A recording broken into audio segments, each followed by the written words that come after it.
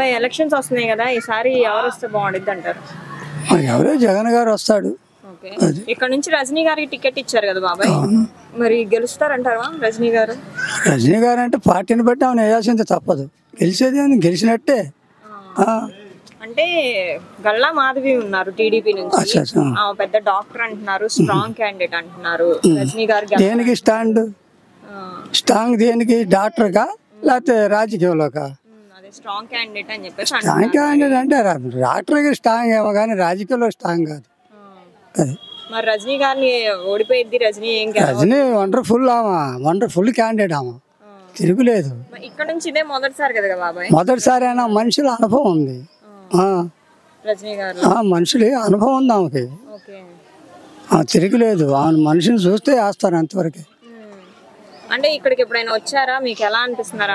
పేట మొత్తం తిరిగారుగా, ఆ ప్రార్థనల కాడికి అక్కడికి మొత్తం వచ్చి ప్రార్థన చేసుకున్నారు, అందరి చేత ప్రార్థన చేసుకున్నారు, వెళ్ళారు బాగా.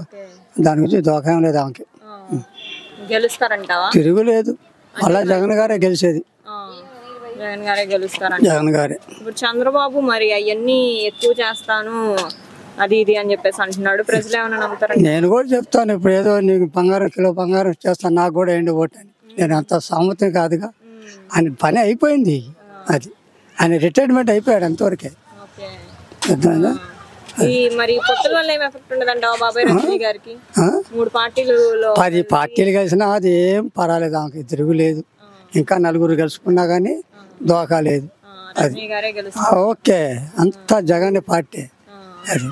ఓకే బాబాయ్, థ్యాంక్ యూ. వాళ్ళిద్దరు